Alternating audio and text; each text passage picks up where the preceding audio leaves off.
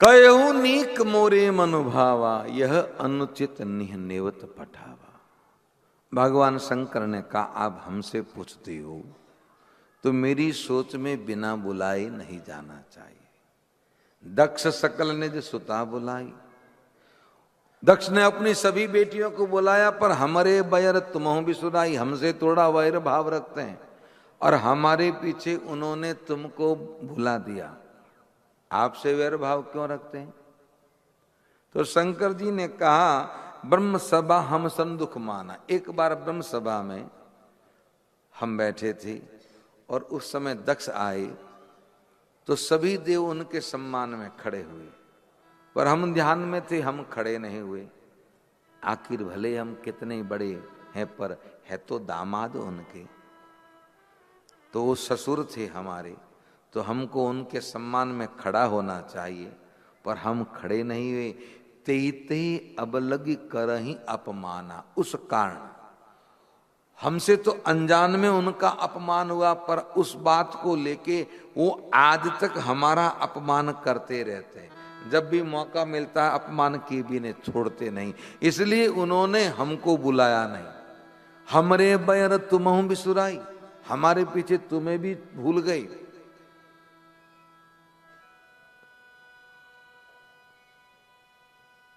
सती ने कहा, महाराज बात तो ठीक है, लेकिन पिता के या बेटी को तो आपको नहीं बुलाया तो जमाई न जाए।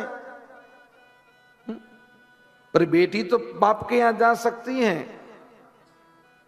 बेटी को कोई बाप के घर जाने से मना थोड़ी कर सकता, अधिकार है बेटी का।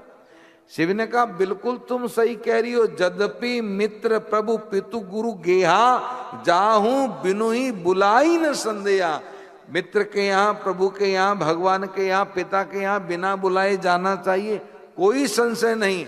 लेकिन तदपि विरोध मानतः कोई, यहाँ जाने पे कोई हमारा विरोध करे तो तहां गए कल्याण न होई, वहां जाने पे कल्याण नहीं होता। इसलिए मेरी बात मानो, मत जाओ। बात ही अनेक सम्मु समझावा, शंकर ने अनेक प्रकार से समझाया, पर भावी बसुर ज्ञानन आवा।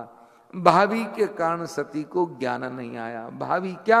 जो सती ने प्रार्थना की थी प्रभु से कि आप कुछ ऐसा करें कि तो मैं विनय करूं कर जोरी, छूटे बैग देह यह मोरी।